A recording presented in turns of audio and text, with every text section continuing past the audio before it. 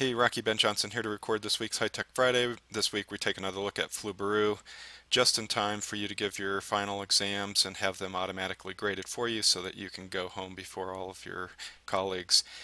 First, go ahead and get logged into your Google Drive, and from the Google Drive you're going to notice a new button here, and you want to make a new Google form.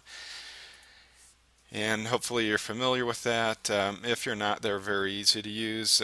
You have to make a few decisions up here, and a few of these are the new decisions. Require Poudre School District logon to view this form.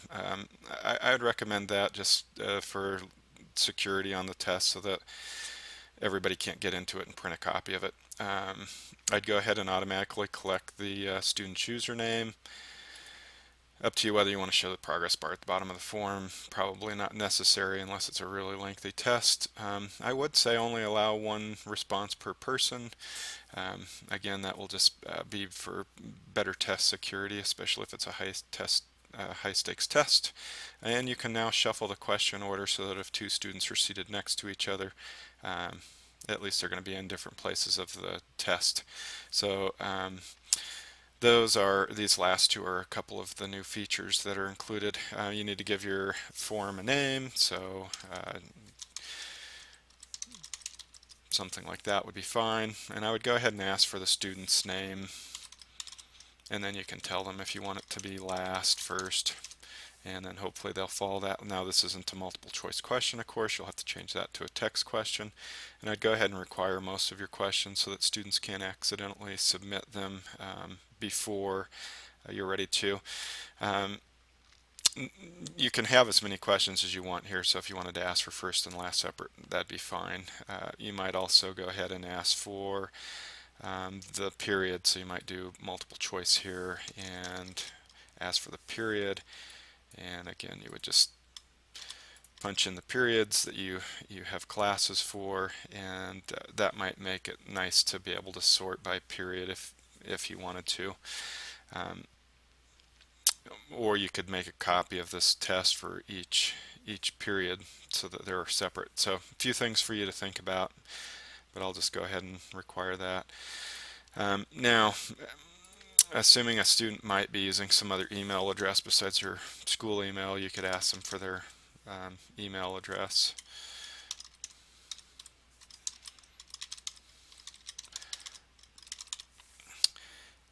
And the reason that's nice is that when they're finished taking the test, you can use the Flubaroo utility to email their final score. So you might just go ahead and ask these questions initially, and then beyond that you would ask whatever questions you want. And so I can go ahead and now add an item, and probably you're going to do a lot of multiple choice questions. They really do work the best. The other questions that will automatically grade are text questions, but the student has to type exactly what you've typed or it will be marked wrong. So if you really want to get at spelling, that would be fine. Just make sure that you give students notice that they have to type exactly what you typed in order to get that counted correct.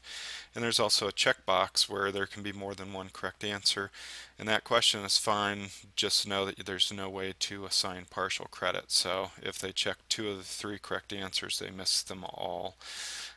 So list is good also, especially if there's a lot of choices. That one will score just fine, just like a multiple choice. So here I might just say, what is the capital of Colorado? And then down here you would list your different choices.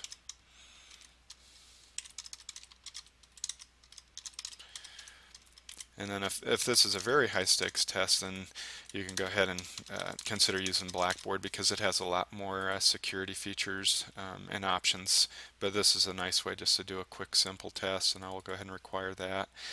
I'll just point out here that on these multiple choice questions, if you wanted to make an adaptive test based on if they're getting answers right or wrong, neat option to look at down the road is that you could go to a new page based on the answer. So in other words, you can add page breaks on this form, and if a student was missing questions, you could send them to some easier questions with this checkbox, or if they were getting all the questions right using this checkbox, you could have them go to a page with more difficult questions. But that's just something to keep in the back of your mind as you do more with Flubaroo.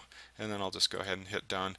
So at this point, I would just continue to add as many questions as I want, just using this add item. And primarily, you'll probably be using multiple choice or choose from a list. Those are sort of the most effective to grade. Text are okay. Again, just have to spell it exactly how you spelled it. And not put any stray characters in. Check boxes are fine also, but really no way to give partial credit on those. Paragraph text, if you want an essay question, that's okay. It's just that you're going to have to automatically grade that. A few things that you might also consider if you're a math teacher, especially if you've got some complicated formulas, or you're a geography teacher, you can now put images into your test and then refer to that image. So I know math teachers use this, geography teachers. So keep that in mind. If you want to use an image, you can go ahead and add an image there. Videos may or may not work because YouTube may or may not be blocked on the day you want to give that. So I'd probably avoid that if you can. If you want to do the logic where you adaptively send students, you use this page break feature and you just make different pages for the different types of questions. So just keep that in mind for future tests down the road. Alright, so some other choices down here. Show the link to submit another response. Probably don't want to do that. It's just going to allow your students to take the test multiple times. You can see it's grayed out now. I can't even do that if I wanted to. Publish and show a public link to form results. Probably not going to do that here on this test, but you might do that on a survey. And then allow respondents to edit responses after submitting. You could check that if you wanted to, so if they realized right before they finally submitted that they made a mistake, they could go back and change that. So up to you if you do those settings or not. Okay. If you want a pretty background, you can change the theme. And so there's a lot of nice themes here, and you can just go ahead and pick one that you like. One of the last things that I wanted to show you that's kind of a nice new feature is if you wanted to give this, if I go to the view live form, you're going to see that it has a very long address and students would never be able to type that. So if I go back to my form here, I can click this button that says send form. And what I wanted to show you is that you can click this shorten the URL, which is going to give you a shorter URL. It's not as short as I'd like, but it's better than the very long one. And so you could write this address on your whiteboard and have your students access the test from this address. Probably going to have better luck doing that than the very long test. If possible, I would say go ahead and take this address, paste it into your Google Classroom, make an assignment, paste that address into your Google Classroom, put it on your Google site. Use some other way to get that out, but worst case scenario, you could write this address on the whiteboard and students would probably be able to get to it. If you like an even shorter address than that, you can go to bit.ly and make a real short custom address that's even shorter than that, and then I'll just hit done here. So to give that test to your students, again, you would just paste that URL, that short URL into your Google site, your Google Classroom, write it on the board, whatever the case may be. Now, I'm going to go ahead and view the live form and show you how to score that automatically. So view the live form. As the teacher, you're going to want to go ahead and take that first. Notice how it did shuffle this, so it's got my name last, which is kind of strange, but that's okay. So I'll just pick the period. And as the teacher, you take it the first time and you get the questions correct. That becomes your grading key. And so I'll just go ahead and type that here. And then on that test, you might just type teacher because you'll need to use this in order to score the test. Now you'll see that students can send a copy of my responses, which is not ideal. I know a lot of teachers don't want that, but if you automatically collect their username, it puts that option in, unfortunately. So again, if it's a real high stakes test, you might use Blackboard if you're worried about that creating problems. And then I'll just go ahead and hit submit here.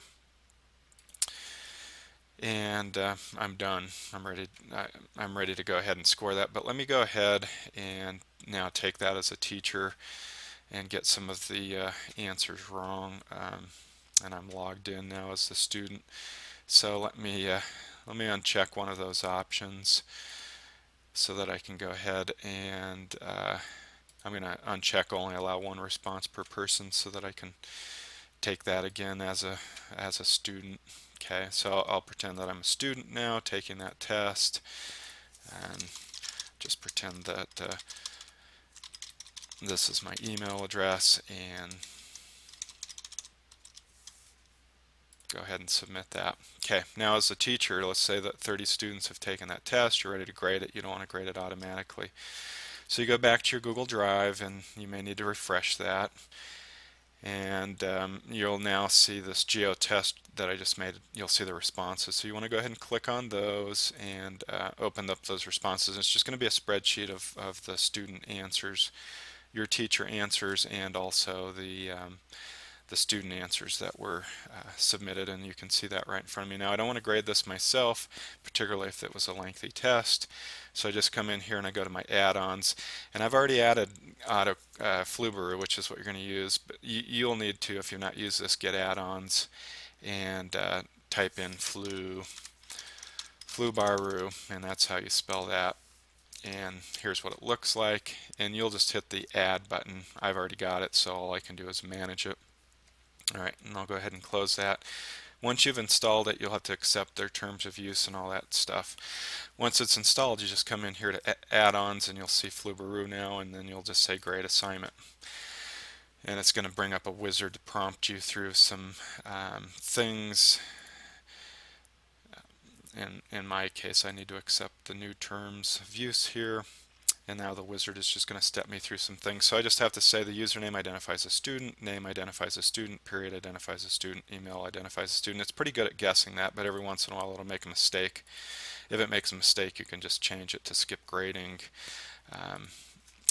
or you can change which points for your real questions. Okay, so this is a short test, so it's quick and easy for me to do that. I just hit continue. And now I have to indicate which is the teacher result, which is this first one, teacher, so that's important that you mark that. If you've not yet taken it as a teacher, you'll have to go back and quickly take it. And it doesn't have to be the first response, it could be any response in here. Hit continue. And right now it's grading my assignment. The more students you take, of course, you have, the longer it will take. And then I'll just go ahead and view grades.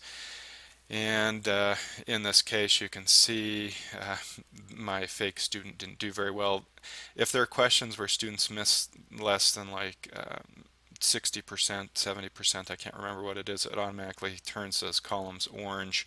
So that will flag for you as the teacher questions that were problematic. It's going to tell you the total points earned, the percent, all of those things. It's going to give you a nice class summary here, an overall summary, so that will be helpful to tell you how your students did overall.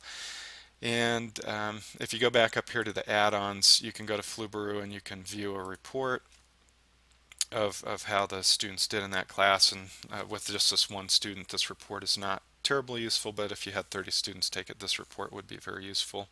It's going to kind of give you the spread of points here for the class. If I go back to add-ons, I can go to Flubaroo and I can email the grades, which is very popular, and that's assuming the students typed in the correct email address. And in this case, I could either pick email, the one they typed, maybe their personal email, or I could do the username, which is actually their school email. So either case, or you could send them to both. And you can include an answer key if all of the students have already taken it. You can give a little message to the students, maybe with some follow-up information about where they can review some of the questions they missed, that sort of thing. And I would just hit continue, and it's going to send everybody an email. I can also come up here to the add-ons, go back to Flubaroo, and I can regrade the assignment if I've had some new students turn that in. And again, their student submissions just live back here. All right, so that's Flubaroo, really nice utility. If you didn't want to, you wouldn't have to spend more than about 2 minutes grading your final exam this quarter. I just want to go back to this form quickly just